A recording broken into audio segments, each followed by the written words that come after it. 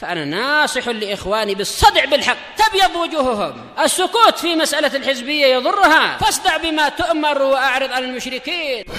سلامي على دماج ورجالها والشيخ يحيى ودار العلم يا سعد بانيها.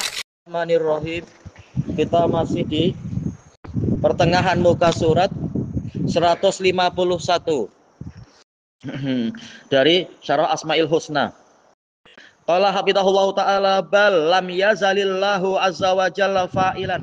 Bahkan Allah azza wa jalla terus menerus sebagai fa'il, yaitu pelaku perbuatan. Walaupun masalah berbuat apa Allah lebih tahu, kita tak tahu, bukan urusan kita. Wa idza kana Allahu azza wa jalla huwal awwal, dan apabila Allah itulah yang pertama, iya jelas dia awal, laisa qablahu syai', tak ada sesuatu pun sebelum dia awal tanpa ada permulaan. Fakadzalika af'aluh subhanahu wa ta'ala, maka demikian pula perbuatan Allah subhanahu wa ta'ala hiya af'alun azaliyah, yaitu perbuatan yang azali, sudah ada sejak dulu. Walaupun individualnya terserah Allah berbuat apa. Tidak seperti yang dipahami sebagian ahli kalam, bahwasanya kalimat seperti ini akan membawa konsekuensi tasalsulul hawadits, yaitu yang namanya hawadits, dan hawadits itu makhluk, yaitu hasil perbuatan Allah. Ini berarti sifatnya adalah tanpa batas awal. Berarti makhluk itu tak ada batas awal. Tidak seperti itu. Tetap ada suatu masa di mana jelas hanya ada Allah dan tak ada yang lain. Seperti dalam hadis Imran bin Husain, muttafaqun alaih, kana Allah wa lam yakun ma'ahu syai'. Allah sudah ada dalam keadaan tidak ada bersamanya sesuatu apapun. Wa kana arsyuhu alal ma', dan arasnya ada di atas air. Intinya pasti ada suatu masa di awal-awal dahulunya dalam keadaan makhluk belum ada. Ya, kalau makhluk sudah ada, bagaimana dikatakan Allah lebih awal? Jelas apa? Yang namanya makhluk pasti ada batas awal. Namanya ciptaan. Sebelum dia dicipta tak ada. Baik. Nah, Allah lah yang tanpa batas awal. Baik. Cuma apa? Kita katakan Allah itu zatnya kekal, zatnya itu bersifat azaliyah bersamaan dengan seluruh sifat dia. Di antara sifat dia adalah al-fi'il, yaitu berbuat sesuatu, terserah dia. Apakah sejak awal Allah mencipta bumi? Kita mana tahu, istilahnya bumi yang bukan ini atau apa, itu terserah dia. Tapi secara akidah kita yakin Allah sudah ada sejak awal dengan apa akan? Zatnya sudah ada dengan seluruh nama dan sifatnya. Adapun apa yang pertama kali dia cipta dan berapa jarak atau apa, itu bukan urusan kita. Kita dilarang untuk memikir terlalu jauh yang kita tidak memiliki ilmu dan data tentang itu. Tanpa kita meyakini bahwasanya sebagaimana zat Allah azali, makhluk juga azali. Tak perlu seperti itu, dan memang tak boleh. Tak boleh, makhluk tidak azali, pasti ada batas awal kalau makhluk. Allah lah yang perwujudannya tanpa batas awal. Karena apa? Kalimat ini untuk orang-orang Asy'ariyah atau orang-orang dari ahli kalam dari kalangan Azhar Mesir, mereka akan mengejar dari sisi ini. Kalau Allah sudah ada tanpa batas awal, maka dia juga sejak awal dia fa'il. Berarti apakah sejak awal itu sudah ada fi'il dan sudah ada maf'ulnya, yaitu sudah ada makhluk? Tidak harus demikian. Assalamualaikum. Tidak harus demikian, karena terkadang fi'il Allah itu tidak mewujudkan makhluk, iya kan? Terkadang Allah yatakallam, apakah mengharuskan adanya makhluk? Tidak harus, itu terserah dia. Baik. Dan memang kita dilarang berpikir terlalu jauh, karena ini perkara gaib. Tanpa mendapatkan wahyu, dari mana kita tahu tentang peristiwa di awal-awal itu macam mana dan seterusnya. Tapi kita mengimani sesuai dengan zahir dalil-dalil yang ada. Sebagaimana zat Allah itu azaliyah dan abadiyah, demikian pula nama dan sifatnya adalah azaliyah dan abadiyah. Tidak boleh dikatakan pernah suatu masa dahulunya zat Allah tanpa ada nama, tanpa sifat. Ini justru cacat. Sementara yang namanya kesempurnaan adalah dia dengan seluruh nama yang sempurna dan seluruh sifat sempurna, bukan malah kekurangan sifat sempurna, bukan. Baik. Cuma adanya sifat-sifat tadi dan adanya fi'il-fi'il tidak mengharuskan berarti adanya makhluk sejak awal. Tidak mengharuskan, itu terserah dia. Yang pasti makhluk pasti punya batas awal, namanya makhluk. Sebelum tercipta berarti dia adam, tidak ada. Sementara Allah tak pernah memiliki adam, yaitu ketiadaan.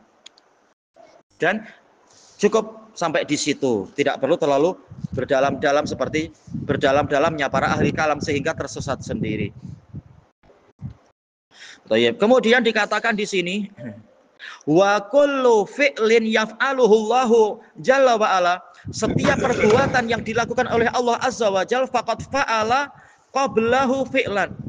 Allah telah melakukan suatu fi'il sebelum fi'il ini. Menunjukkan bahwasanya memang Allah tak pernah kosong dari kesempurnaan, baik kesempurnaan nama, kesempurnaan sifat ataupun kesempurnaan perbuatan. Cuma perbuatan tidak selalu menghasilkan makhluk. Kalau mencipta ya muncul makhluk. Tapi kalau Allah belum menghendaki mencipta, ya belum ada makhluk. Terserah dia berbuat apa, terserah dia. Yang pasti makhluk ada batas awal. Adapun Allah, yaitu zatnya, nama dan sifatnya dan perbuatannya, dia tidak ada batas awal. Karena ini adalah kesempurnaan. Dan kesempurnaan Allah tidak ada batasan. Batas awal dan batas akhir tidak ada. Baik. Kemudian ibtada al-khalqa ba'da allam yakun khaliqan. Bentar, ini salah, ini lompat kah? Iya lompat dah ini ya. Oh, malah sudah lewat. Sebentar. Berarti mana? Wahakadha, dan demikian seterusnya ila ma la bidayatalah, sampai tidak ada batas awalnya. Iya, pasti Allah itu punya fi'il. Cuma fi'ilnya apa? Terserah dia. Li'anna hadza huwal kamal, karena inilah kesempurnaan. Iya, kalau justru tidak punya fi'il, malah cacat. Yaitu apa? Mungkin orang yang apa istilahnya itu? Siapa? Lumpuh ya, tak ada fi'il istilahnya. Hatta selumpuh-lumpuhnya orang pasti masih ada fi'il itu. Entah fi'il berupa zikir, atau mungkin kedipan mata, atau mungkin apa itu? Mungkin degup jantung, ada aja fi'il itu. Atau berpikir dalam hatinya. Tetap. Nah, sementara kalau makhluk saja, walaupun selemah-lemahnya dia, masih ada fi'il makhluk hidup ya tentunya. Kita tidak bicara makhluk mati. Maka Allah yang sempurna hidupnya lebih layak untuk memiliki itu. Memiliki fi'il yang tidak ada habisnya dan tidak ada awalnya. Dan Allah tak mungkin diserupai oleh makhluk. Karena yang namanya fi'il ini, asal fi'il adalah kesempurnaan. Yang tidak mampu berbuat fi'il, melakukan sesuatu, justru ini cacat. Orang yang kurang upaya dan sebagainya. Alladzi kana bihi rabban subhanahu wa ta'ala, yang mana dengan itulah dia menjadi Rabb. Kana bihi rabban, dengan itu dia menjadi Rabb, yaitu adanya fi'il. Kalau tak ada fi'il, seperti keyakinan Ibnu Jinni yang terpengaruh oleh ahli kalam, ya justru malah cacat. Sampai dia mengatakan khalaqas samawati wal arda majaz. Karena yang betul Allah tak boleh khalaqas samawati wal ard. Naudzubillah, ini kata-kata kufur kalau dia sedar itu. Kalau bukan Allah yang mencipta, lalu siapa? Naudzubillah. Baik. Sanian yang kedua, anak lama alirtibata bainal fi'li wal iradah. Hendaknya kita mengetahui adanya keterkaitan antara perbuatan dan kehendak. Dan ini haknya Allah. Yaitu semua fi'il Allah pasti fi'il yang ikhtiari, tak ada itirori. Siapa yang mampu memaksa Allah? Tapi pasti semua fi'il dia itu didasarkan oleh iradah, yaitu memang dia yang ingin melakukan itu. Tak ada yang mampu memaksa dia, dan tak ada Allah berbuat sesuatu padahal Allah tak punya niat itu, mustahil. Semua yang Allah lakukan pasti di atas iradah yang sempurna. Dan dalil tentang ini banyak. Sebelum menyebutkan fi'il, sebelum terjadinya fi'il, pasti dia akan disebutkan iradah. Idza aradnahu an naqula lahu kun fayakun, misalkan walau sya'allahu maqtatalu walakin Allah yaf'alu ma yurid, menunjukkan semua fi'il adalah hasil dari ma yurid, apa yang Allah inginkan. Jadi memang ada iradah. Adapun makhluk kadang ada iradah, terkadang ada darurah atau semacam itu, paksaan barangkali, keterpaksaan dan sebagainya. Terkadang tidur tak sengaja, tahu-tahu bergerak ke sana kemari. Allah tidak seperti itu. Fakullu ma fa'alahu Allahu jalla wa ala fahuwa yuridu, maka setiap perbuatan yang Allah inginkan, yang Allah perbuat, pasti memang Allah menginginkan itu. Wa kullu ma arada fa innahu yaf'aluh, dan semua yang Allah inginkan pasti akan Allah perbuat. Ini iradah apa tapi ya? Iradah kauniyah. Allah ingin mencipta, memelihara, memberi rezeki, atau mematikan, atau memberi penyakit. pasti akan dia perbuat. Adapun kalau iradah syariah, jelas apa? Perlu diperinci. Terkadang terbentuk, terwujud, terkadang tidak terwujud di dalam kenyataannya. Allah jelas ingin semua makhluk taat pada dia, tapi ternyata iblis tidak mau dan sebagainya. Ini iradah syariah. Tapi yang beliau bahas sekarang jelas dohirnya adalah iradah kauniyah tentunya. Fal amrani mutalaziman, maka kedua perkara ini saling mengharuskan. Kalau ada iradah pasti ada fi'il, yaitu iradah kauniyah. Kalau ada fi'il pasti dasarnya adalah iradah. Ini terkait dengan masalah kauniyah tadi. Ma fa'alahullah faqad arada, apa yang Allah perbuat maka sungguh Allah memang sudah menginginkan itu. Tak mungkin ketika ada bencana alam, lalu para hamba berdoa, ya Allah lindungilah saya dari bencana ini. Oh, aku tak tahu ada bencana, aku tak ingin itu. Oh, tak mungkin Allah bilang macam itu. Jelas ada hikmah kenapa Allah menjadikan itu terjadi. Nah, kita mohon agar dengan hikmahnya yang lain, dia melindungi kita dan sebagainya misalkan. Wa kullu ma arada fa innahu yaf'aluh. Semua yang Allah inginkan, yaitu iradah kauniyah, maka sesungguhnya Allah akan mengerjakannya. Karena ayatnya terang, fa'alun lima yurid. Dia maha mengerjakan apa yang dia inginkan. Tak ada yang mampu menghalangi dia.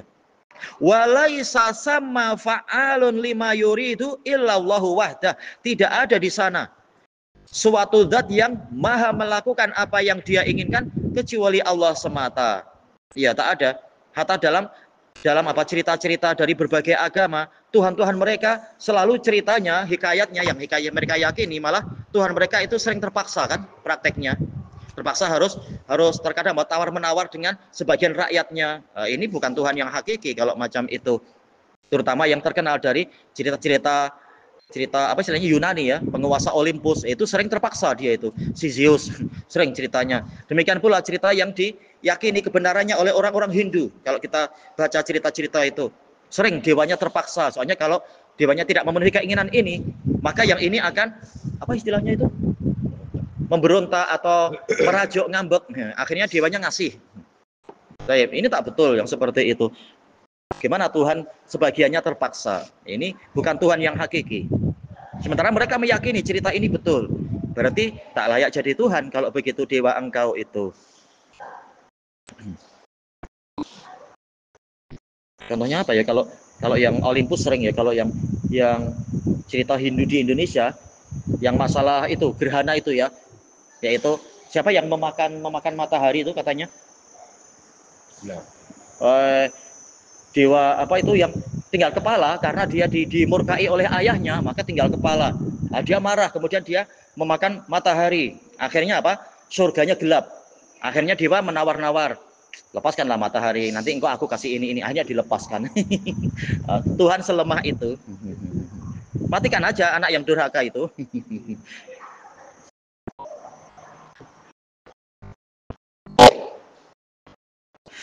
Kemudian dikatakan di sini amal makhluk, adapun makhluk fa innahu qad yaf'alu ma la yurid. Terkadang dia melakukan sesuatu yang tidak dia inginkan. Hatta para penjahat sering kalau sudah ditangkap polis bilang, ini terpaksa Pak, saya lapar. Terpaksa dia. Entah betul entah enggak, tapi tetap dia makhluk. Terkadang tidak bermaksud. Hatta politikus setelah tertangkap, ini terpaksa dibujuk rayu istri saya untuk beli bag baru, duit tak cukup. Nah, saya korupsi lah. Jadi dia akan cari alasan, ini saya terpaksa. Nah, makhluk macam itu.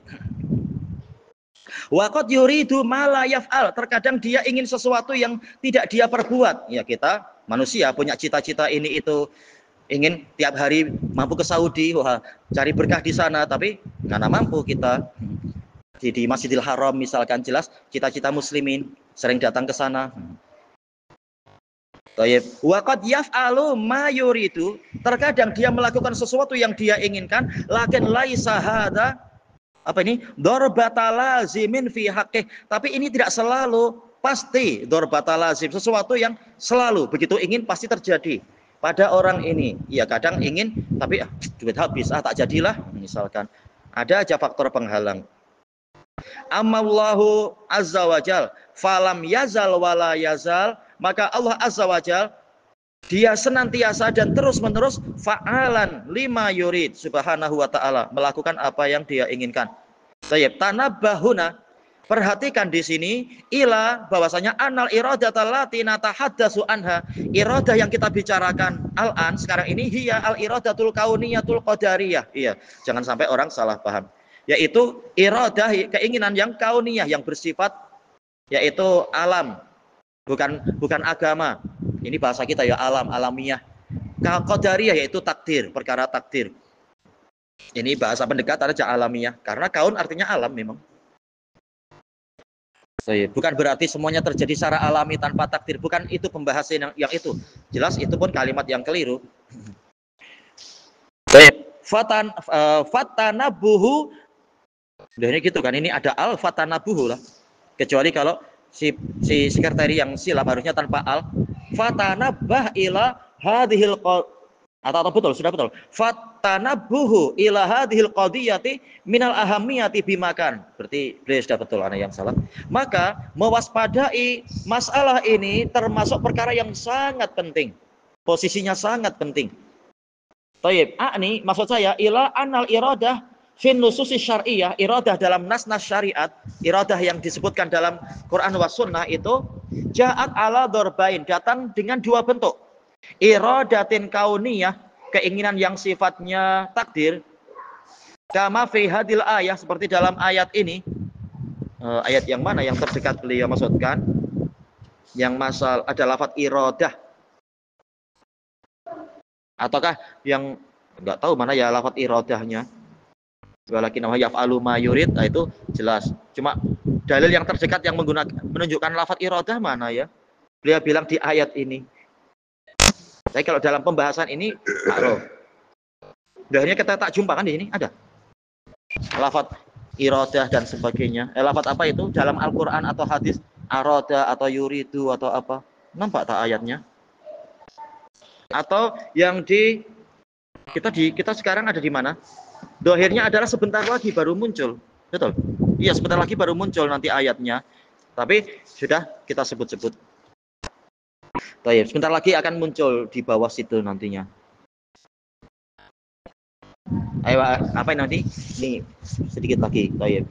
Nih, kemudian iradatan iradatin kauniyatin kama fi hadil ayah wa hiya annallaha fa'alu lima yurid. Inna rabbaka fa'alu lima yurid. Ayo, berarti ayat yang berikutnya bukan yang sebelumnya. Sebelumnya tak ada. Baik, wa sammata iradatun ukhra. Di sana ada iradah yang lain. Wahia al iradatu syar'iyyah, iradah syar'iyyah diniyah. Wa bainal iradata ini furuk. Di antara dua iradah ini ada perbedaan. Wal iradatan tanfaridu ihdahuma anil ukhra. Kedua iradah ini menyendiri dari temannya. Fatantafiyan, maka saling menafikan. Wa tajtami'an, terkadang juga terkumpul. Tayyib. Adapun perinciannya di pertemuan yang akan datang insyaallah, wallahu a'lam. Tayyib. Subhanakallahumma wa bihamdika la ilaha illa anta astaghfiruka wa atubu ilaik. Walhamdulillahirabbil alamin. Jazakumullahu khairan.